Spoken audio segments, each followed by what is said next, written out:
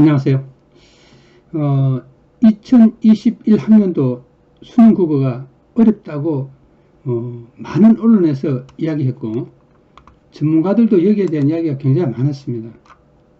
그런데 잘 살펴볼 수가 있습니다. 도무지 어렵다는 것은 무엇을 의미할까요? 저는 2021 학년도 수능 친 그날 문제를 봤는데 제가 아주 풀어보듯이 꼼꼼하게 하진 않았지만은 대충 이렇게 살펴봤는데 문제가 쉬웠습니다. 쉬운 것은 이제 몇 가지 특징이 있어요. 첫째 뭐냐면은 어려운 지문이 없었어요. 지문 자체가 어려운 지문이 없었고 전체적으로 보면은 평이었어요. 이제 대부분 이제까지의 수능을 보면 어디에서 문제가 생겼나 하면은 여러분 잘 아시다시피 독서에서 문제가 생겨요. 독서에서 문제가 생기는데 대부분 어느 정도는 하면은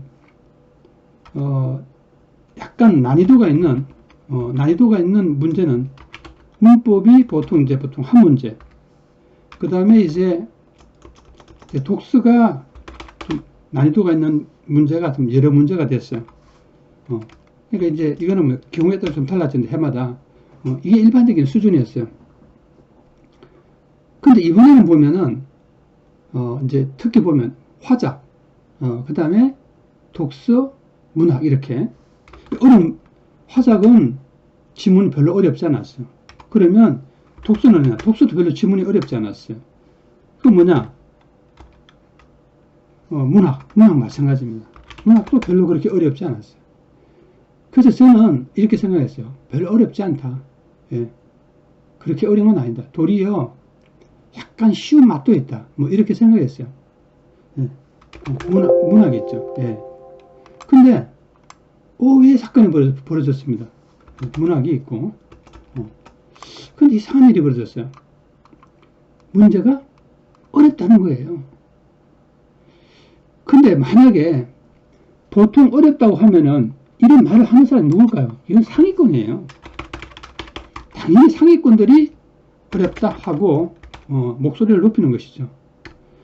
그러니까 모든 것들이 보면은 우리나라 교육이나 모든 것들이 보면 누구 중심이냐? 상위권 중심이에요. 상위권은 목소리를 굉장히 높이기 때문에 이들의 어떤 권리만 살아납니다. 자, 근데 예를 들어 중위권이나 하위권들은 어떨까요? 속되게 표현하면 이들에게는 권리가 별로 없어요. 그 이유가 있죠. 왜?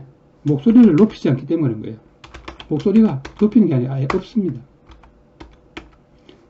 그래서 하위권들은 중위권이나 하위권들은 어떤 권리라든가 그들을 배려하는 어떤 것도 존재하지 않는 거예요. 우리는 이제 굉장히 고민해 봐야 돼요. 저는 2021 학년도 이 수능이 굉장히 의미가 있다고 생각해요. 첫째는 뭐냐 하면은 다음 학년에 선택형 국어죠. 예. 다시 말하면 선택 과목이 생겨요. 선택 과목. 선택 국어죠. 그냥 한마디로 쉽게 이야기하면 선택 국어. 이렇게 이야기를 하죠. 선택 국어. 예. 선택 국어가 생기는 거예요. 그럼 여기도 중요한 게 있잖아요. 예를 들어서 화작을 선택하느냐 아니면 음매를 선택하느냐에 따라서 많은 게 달라지거든요. 여러분이 이제 있잖아요. 중위권, 예. 그 다음에 하위권. 여러분 권리를 찾아야 됩니다. 자, 이번 수능 어려웠나요? 쉬웠나요? 자, 그걸 한번 살펴보겠습니다. 자, 이걸 살펴보기 위해서는 통계가 있어야 되죠. 그냥 감으로 하면 안 됩니다. 자, 최근 3년간 우리가 한번 통계를 살펴보도록 하겠습니다. 여러분, 작년에 비해서 작년엔 1등급 컷이 91점이에요. 원점수 기준입니다. 그냥 올해는 88점이에요. 몇 점이 떨어졌나요? 예, 3점이나 떨어졌습니다. 자, 2등급도 보면은 역시 어떻게 돼요? 떨어졌습니다. 몇 점 떨어졌나요? 2점 떨어졌습니다. 3등급도 어떤가요? 2점 떨어졌어요. 여러분, 2점, 3점 떨어졌는데 많이 떨어졌다고 굉장히 호들갑을 부리고 있습니다. 야, 이거 말이 됩니까, 이거? 그럼 1등급, 2등급, 3등급 애들이 그렇게 호들갑 떨어졌던 거죠. 여러분, 4등급 보세요. 점수가 1점 올랐어요. 예. 1점 올랐습니다. 그 다음 5등급 보세요. 5등급은 변화가 없어요. 예. 여러분, 6등급 어떤가요? 1점 올랐어요. 점수가 올랐습니다. 7등급은 어떤가요? 7등급은 어때요? 28점에서 36점 올랐어요. 예, 6점이 올랐어요. 8등급은 어때요? 19점에서 24점이 올랐습니다. 몇 점이 올랐나요? 5점이 올랐습니다. 여러분, 한번 대답해 보세요. 이번에 수능 어려웠나요? 쉬웠나요? 어려웠다고요? 여러분, 경계는 여기서 나눠집니다. 그렇죠? 경계는 여기서 나눠져요. 경계는 여기서 나눠집니다. 그래서 여기에는 어려웠고 이 밑으로는 쉬웠습니다. 여러분, 1, 2, 3급은 1, 2, 3등급은 아니요. 어떤 점수를 이야기하는 거죠. 어려웠어요. 작년에 비해서 점수가 떨어졌으니까. 학생의 실력은 따지지 말자고요. 학생의 실력은. 다시 말하면 올해 학생들이 실력이 있다 없다 이런 거 빼고, 그죠? 작년하고 올해만 가지고 이야기하는 거예요. 올해는 어때요? 전체적으로 보면 문제가 쉬웠어요. 그럼 도무지 왜 1, 2, 3등급 애들이 점수가 떨어졌느냐? 한번 살펴보도록 하겠습니다. 자, 이 부분을 살펴보기 위해서는 또 다른 통계가 필요합니다. 자, 이건 여러분 오답률 랭킹 12 탑 10을 이제 이야기할 것입니다. 여러분 보세요. 여기 보면 전체적으로 보면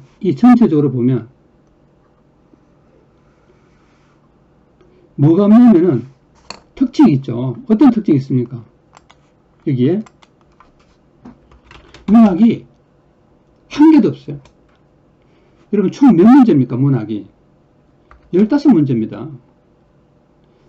자, 그러면 화작은 있나요? 한 문제도 없어요. 몇 문제인가요? 10문제입니다. 이야, 특이한 현상이 있죠. 어렵다고 한 것은 모두 언어하고 독서예요. 자, 독서가 보면 7문제입니다. 예.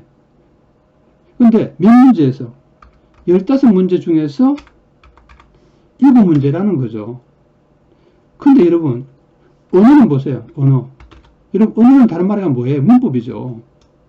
예, 문법은 5문제입니다. 5문제 중에서 몇 문제? 3문제가 어렵다고 이야기가 된 거예요. 그래서 결국은 뭐냐 하면은, 여러분 느끼시겠지만은, 정말 어려운 것은 뭐냐 하면은, 문학은 쉬운 거예요. 누구에게나. 예. 1등급에서 10등급까지, 9등급까지 모두 문학은 쉬웠다고 보시면 됩니다. 그럼 화작은 어떠냐? 그렇습니다. 여러분, 독서는 늘 이래 있어요. 독서는, 과거에 보면은, 오답률 12 중에서 보통, 그렇죠. 문법이죠. 언어. 문법이 일반적으로 뭐냐 하면은, 한 문제 정도. 나머지는 다 비문학. 그쵸? 예. 다시 말하면, 독서입니다. 예. 그 다음에, 뭐, 화작이나 문학. 하나 정도. 이 정도가 일반적인 현상이었습니다. 근데 이번엔 한번 보세요. 이거 뭐 보통 문제가 아니죠. 그래서 결과적으로 뭐냐면 언어가 세 문제가 어렵게 나오기 때문에 여러분 5문제 중에서 3문제가 이렇게 나오면은 이거는 확률이 60%예요. 거기에다가 특징이 있죠. 어떤 특징이 있나요? 랭킹 1, 2위가 모두 뭐예요? 언어에서, 다시 말하면 문법에서 랭킹 1, 2위가 나온 거예요. 그러니까 상위권들에게 1번과 2번 때문에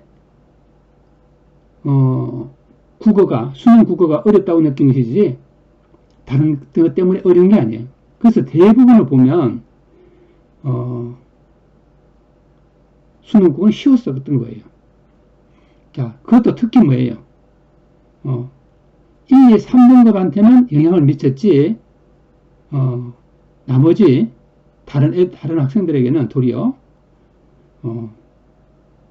어렵지 않았다는 거죠. 그래서 점수가 상승됐다는 것을 알 수 있습니다.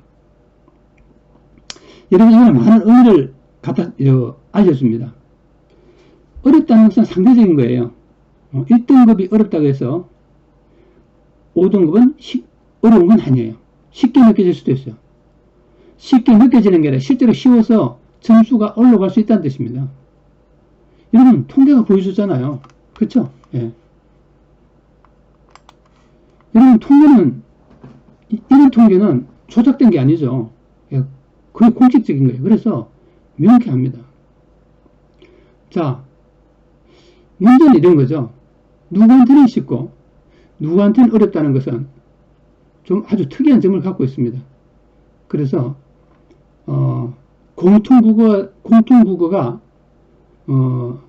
하나의 기준이 되어서 선택 과목의 점수가 평가되는 2021 학년도 수능에서는 무엇을 선택하고 무엇을 버리냐에 따라서 어느 것에 더 집중하고 어느 것을 더 공부를 약간 소홀한다고 하기보다는 비중을 좀 낮춰서 보는 이런 것들이 굉장한 차이를 보여줄 것입니다. 자, 다시 말씀드립니다. 2021